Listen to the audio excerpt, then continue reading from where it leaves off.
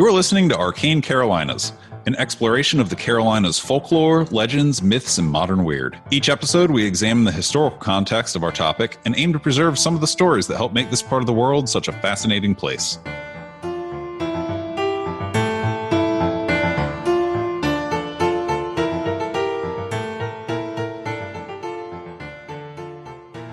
Hello and welcome to a summer creature feature of Arcane Carolinas. I'm your co-host, Charlie Mushaw. I am your co-host, Michael G. Williams. Today, I would like to first start by thanking our Patreon backers for their support, and also ask that if you received our summer zine, that you send back that postcard. Yeah, I've heard from a couple of people who got the zine and say that they've sent the card back in and are really, really excited about it. People really love the interactivity of getting to do that kind of stuff. It's going to be a lot of fun. We're going to do an episode where we just read the postcards back anonymously. You know, we won't put your name out there. I mean, we've gotten some really good responses so far, and I want to see them keep coming. So thank you to our Patreon backers for making that interactive thing possible. Yeah. So you just had a trip to the beach. Indeed, I did. I just spent a week at Sunset Beach. Saw some cool stuff. I love the beach, hate the water. Really? Yes. Cannot stand getting in the water at the beach because I got pulled out by a riptide once. Oh, that would do it. In like middle school, like sixth grade. Got sucked out to sea. The lifeguard had to get me and everything. Gosh. Yeah. Also, I don't like getting in the water because aquatic cryptids are my favorite cryptids. Do tell. I am really afraid of being in water where I can't see what's around me. It's just a thing that I have. I've been swimming where water is clear, and that's fine. Enjoy that a lot. But the ocean in general scares me because it's so vast and there's so much that we don't know. And there's so many varieties of aquatic cryptids in the ocean. There's, you've got sea serpents, which kind of think of like a giant eel or an oarfish, if you're familiar with an oarfish. Yeah. Like a long oarfish. There's the water horse variety, which if you've heard of those, like plesiosaurus styled ones. Yeah. Stories about giant salamanders. That's more of like a swamp thing, but still. Okay. That's aquatic. Sea centipedes. Sea centipedes? Yeah. Big multi-finned. Imagine like Nessie. Right. But with multiple fins down each side. So it looks like a centipede. Yeah. Really weird. I grew up a mountain boy, so we can talk Sasquatch and mountain lions all day long, but sea stuff beats me. Terrifying. Giant squids. Oh, yeah. Okay. Now we're talking. I've read some stuff about giant squids. It's a genre that I love. I love aquatic cryptids. We've already established that, creature features are one of our favorite things to talk about. And there are some really, really good ones in the Carolinas going back to 1800s and earlier. In fact, Labor Day weekend, we're going to do a sequel to last year's cryptids and sci-fi, right? Yeah, absolutely. So I'm really looking forward to some of the smaller stories for that one.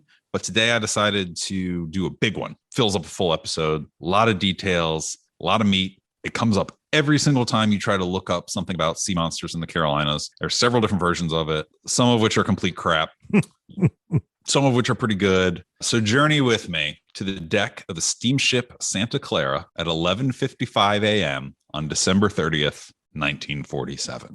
Ooh, okay. Very modern. Yeah. That's surprisingly recent, actually. Yes. It's a clear, sunny day, blue skies. The water is calm. We're 118 miles off the shore of Cape Lookout, North Carolina. Standing on the starboard wing of the bridge are the chief mate, third mate, and navigating officer. So you've basically got like the officers, except for the captain, standing on the bridge, doing the noon lookabout. When suddenly the third mate sees what's described as a snake-like head rear out of the sea about 30 feet off the starboard bow of the vessel. Oh, gosh. That's pretty close. Yeah. So he yells out and directs the attention of the other two mates to the sea monster. And they just were shocked. And they just stood unbelievably looking at this thing as it very quickly comes at a right angle directly towards the bridge where they were standing. Good grief. So it just charges them. Yes. What is believed to be his head appears to be about 2.5 feet wide across, 2 feet thick, and 5 feet long. So it's kind of like cylindrical. It goes into a cylindrical body, like a snake head. Yeah, Like, exactly. I mean, 2.5 feet, that's talking about like the length of your arm. Yeah. So the thing is massive. The visible part of the body, that cylindrical body, 35 feet long. Jeez. Described as slick and brown, no hair, no fins, no protuberances, or no visible appendages. Right. It's just this long, slick brown thing. So the term is a beam when you're at a right angle and you come a beam. So it comes a beam of the bridge, basically smacks the boat. And then all of a sudden the water starts filling with like oily red liquid. Oh, yeah. Gosh. I mean, that raises a lot of possibilities for explanations, and none of them are great. It immediately changes direction and goes towards the rear of the ship, astern, behind the ship. And it's seen thrashing around in the water. This is a steamship. It's moving, right? So yeah, basically this thing hit the boat, hit the prop, gets cut, and is thrashing around. Yeah. Oh, this poor thing. So that's the nickel version of the story that you can find pretty much everywhere. And there's a lot of good details in there, right? You got the name of the boat, you got the date, you got the time, you got details on the monster. And I was like, okay, I love this. Even down to which officers are seeing what.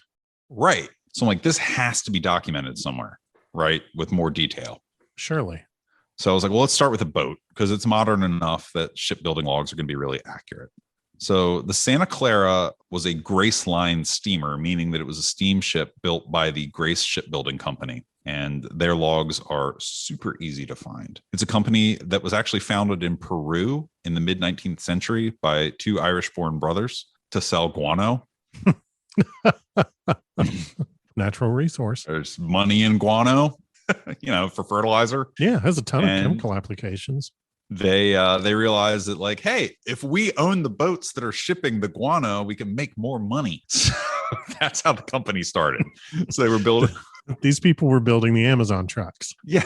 Yes, exactly. They leave their interests in South America at some point. They divest the company and they create different branches of the company because apparently they're really good at not only selling bat crap, but they're also really good at building boats.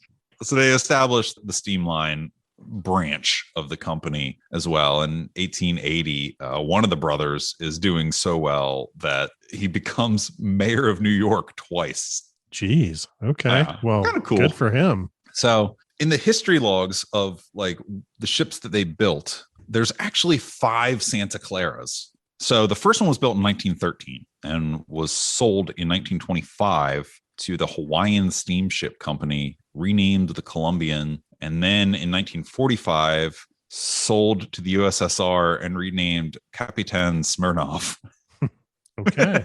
Then in 1963 was converted to a refrigerated fish storage unit. So it was just a giant refrigerator before being scrapped in 1971. So that was not our boat. So I'm trying to figure out like which boat is our boat. Mm-hmm. Santa Clara 2, built in 1930. We're getting closer. I'm like, oh yeah, this is our one. Nope. Sold in 1942 to the government, renamed the Susan B. Anthony, hit a mine in 1944 off of Omaha Beach and was later scrapped. Oh, wow. Are we talking D-Day Omaha Beach? Yeah. Yeah. Okay. Wow. Gosh. All right. So Santa Clara 3. Santa Clara's Revenge. I keep naming ships this, and I gotta think there's a reason for it, but I don't know. Anyway, go ahead. So Santa Clara 3, built in 1946. This is ours. Okay. This is our boat. It was in service until 1961 as part of the Grace Line. It was not renamed when it was sold. It was scrapped in 1970. That's our boat. Like I said, there's 5. There's 2 more, but we've already determined that this one is ours. Sure. So we'll skip the other 2.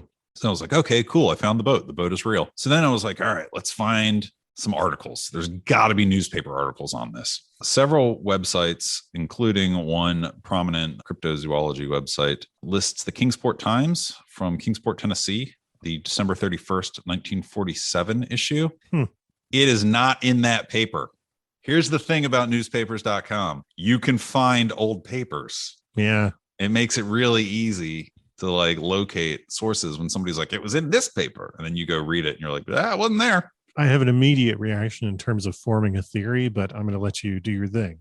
my my long drawn out Charlie reads too much thing. No. This is great. This is fascinating. This is stuff that I eat up. So I was like, oh, well, that's a bummer. That was my one solid lead for newspapers because I couldn't find anything. Like just searching in newspapers.com, I kept hitting walls. So I decided to hit books. I was like, well, books will help. So there's, Forgotten Tales of North Carolina, that little book that we've mentioned. It's got a lengthy italicized portion signaling that it's a direct lift from something else, right? Right. Like a newspaper article. Not too helpful. It actually seemed to be lifted straight off the website Cryptomundo. So it was like doesn't help. Man. All it has is the name of the ship. Not super helpful. There's no bibliography or sources in that book. So I was like, oh, that's a dead end. So then I hit up the book Weird Carolinas by Manley, Skierman, and Moran. And they had an article in there titled The Wilmington Sea Monster, which is actually a completely different thing. If you're into Carolina water cryptids, that is a different story. So they conflated two different stories with the title. However, with that one, there was an interesting detail that included the name Third Officer John Axelson. So now I have a name. Okay, that's something. Otherwise, there's nothing new that I didn't say. Snake-like head, 30 feet off the starboard bow, Santa Clara, owned by the Grace Shipping Company, 1947. But third mate John Axelson. So I'm like, okay, cool. Well, now I can start using that name. So from the New York Times book archives, so not the New York Times, but their book archives online, there's a chapter from a book called Is the Sea Monster a Giant Squid? By Richard Ellis. Very engaging title for a book. I mean, it tells you what you're going to get. Right. And the chapter title is Maybe a Squid. Which cracked me up. In this book, there was direct quotes from John Axelson, the third officer. Ooh, that's great. Yeah. So I'm like, all right, now we're cooking with gas. We're making progress, which led me to a book, Monsters of the Tar Heel State by David Weatherly. And this one has the name of the captain in it as well as a Captain Fortin. All right. It also has a weird detail in there that says the captain was a teetotaler. The crew couldn't have been drunk on duty. Okay. Like, listen, man, I don't how drunk do you have to be like, I see a giant sea serpent? Right. Generally not one of alcohol's effects. So kind of an odd inclusion. Yeah, I feel like if all of the officers of the ship had the same shared hallucination as a result of something that they drank, then that would be the story here, that everybody on the ship drank something and died, and it was a ghost ship. Yeah. So interesting details though, right? Yeah. And here's the thing about this book is this book does include sources. So it's like, cool, I'm in business. There's a book in there. It's not directly attributed to the article or chapter, whatever you want to call it, on this incident. There's no sources cited in the text, but in the back, there's a list that just blanket sources. The only one that I could find that would be related by going off of title is a book called In the Wake of Sea Serpents by Bernard Heuvelmans. That is a book from 1968 that is apparently very expensive and hard to get a hold of. So I did not get that one. It is a niche interest, Yeah. So kind of had to skip that. And I was like, okay, well, that, I got some more details and I'm willing to accept that this author got it from that author. I still have the name of the third mate. I still have some quotes. Now I have the name of the captain. And then I got closer. I found a book called Field Guide to Lake Monsters, Sea Serpents, and Other Mystery Denizens of the Deep. Well, okay. This one was awesome. It has all kinds of cool details, included purported dispatches from the ship to the Coast Guard. Okay, that's amazing. That is wicked cool. Right?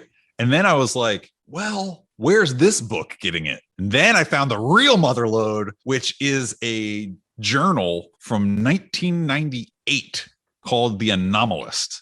I love the rabbit hole here. This is amazing. So The Anomalist, it's still a thing. I went to their website.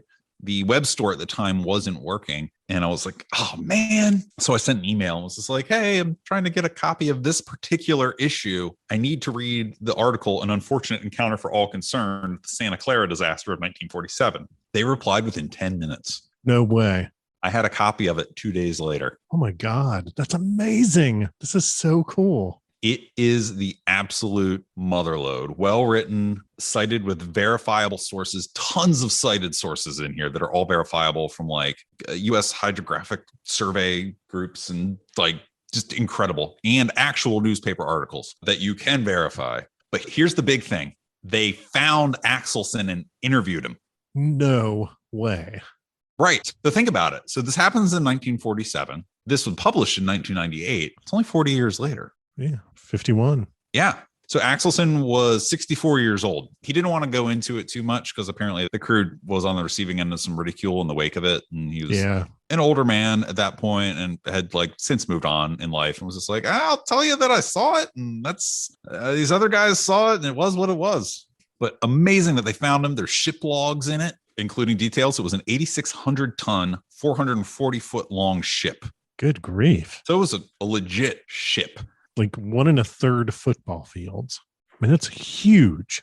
52 passengers were on board that day. So it's not just the 3 dudes that saw this. Yeah. This isn't just like 3 dudes out on a fishing boat. No, captain was under the deck. He was working below deck when this occurred. Apparently it made such a commotion, the contact, that he came running up out of the deck, concerned that they had like struck something that was going to put them in danger. Yeah. And the captain confirmed that there were thrashing coils observed in red, oily water. Whoa.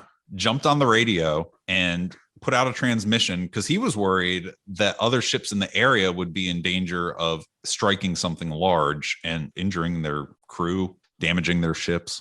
And in it said, we have struck a marine monster. We have killed it or badly wounded it, provided coordinates, requested that for safety's sake, other ships be told to clear the area. I am stunned at this level of verified detail. And then this is where the teetotaling comes from, because apparently several people tried to debunk them after word of this got out. And they're like, you were drunk. And they're like, no. I should also mention these are all veterans. They're all Navy veterans, like these sailors from World War II. And they are experienced sailors. Well, one of the comments said that the way the liquid was rising to the surface, it reminded him of depth charges from the war. Wow.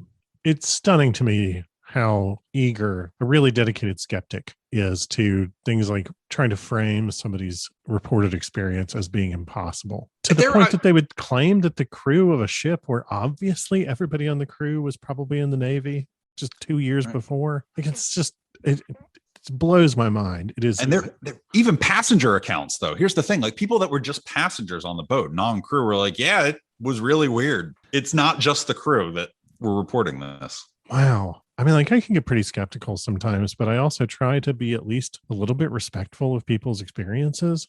It's just intense to me. Okay, go ahead. Sorry. Well, that's it, right? Like, there's this giant ship. It is captained and crewed by reputable people. There are passengers with no reason to make stuff up that all say that this ship hit something. But what was it? At the time, all they had was the description. I say giant squid, because think of one tentacle, like one long tentacle with like the club on the end. Mm-hmm. Like if that's facing away from the viewer as it comes up out of the water, you wouldn't see the suckers and stuff. And it would look like a head, right? If you didn't know what you were looking at, and it all happened in a blink. Yeah. And you described it as having that like shovel shape of a snake head, which is exactly what that tentacle would look like. And the long cylindrical body that they could see underneath. My money's on there was a giant squid. They hit it. It unfortunately died, but totally wild. And that's why I don't like going in the water. It's understandable. My gosh. Riptide today, giant squid tomorrow. Something's in there is going to get me. I agree wholeheartedly that this sounds like a giant squid. And what an amazing account of an encounter with a giant squid, especially given that giant squids, in theory, only exist at very deep depths and largely supposedly in the South Pacific. But something that big is not going to have that much trouble roaming. And if it was by chance, like if it had wandered astray, if it was looking for something that it could prey on, if it was, just hungry, looking for love, trying to find another giant squid. Yeah. It's it's looking for what was the date of this supposedly? 1947, I think it Like was. what month? December? Yeah, see, it's just looking for some other giant squid to kiss at midnight on New Year's Eve. Like, Under the squidzle toe. yeah, the squizzle toe. There's so much about it that's believable. And the fact that you found this level of verifiable detail, my God, congratulations on the work you put into this. Thank you. Thank the anomalists for that was the thing, right? Like I had just enough that I was like, yeah, this could be an episode. This could be an episode. And then they came through with this journal from 1998, print copy only. You know, it's not, you can't get it digitally. And it had everything. It was well researched. It was well cited. And the firsthand interview with the first mate, amazing. Yeah. So big tip of the hat to them for putting in the work on that a very long time ago. Also, I'm going to be really optimistic here and say they didn't kill it. I mean, a giant squid, if they messed up one of its tentacles, it probably was very painful for it. And of course it would thrash around, but I bet that it recovered. It swims in circles now. Yeah, you know. Probably did, though, get way away from that shipping lane, and thus nobody would see it again. Yeah, I mean, I wouldn't if somebody cut my arm off, I wouldn't go back there. Yeah, exactly. It's so wild that there's this level of verification that's possible. It is so rare. What a real treasure of a story. When you're at the beach this summer, send us that postcard and don't get got by a sea monster. Yeah, no thanks. We will be at Congregate in Winston-Salem in July. Come see us there. What else am I missing that we need to talk about? We're planning to do some virtual content for Dragon Con. Yeah. So thanks for joining us. That is a beachy creature feature for your summer vacation. Hope it horrifies you. Pay attention to the weather reports if you're at the beach and make sure to check for riptide warnings. My gosh. Sorry. Also for giant squid warnings. Giant squid warnings, sea centipede warnings, water horse warnings. All the monsters. Do you follow the tracking website where they track a bunch of the well-known sharks that have? Yeah, that website's awesome. Yeah, it's really cool. I'll link it in the show notes so that people can do that. It's really neat. Thanks for joining us. We are going to continue having a slightly reduced output this summer. But the reason for that is that we're currently recording a lot of episodes in our downtime for the fall so that there will be extras in the fall. So we appreciate you hanging with us this summer. Yeah, thanks for listening.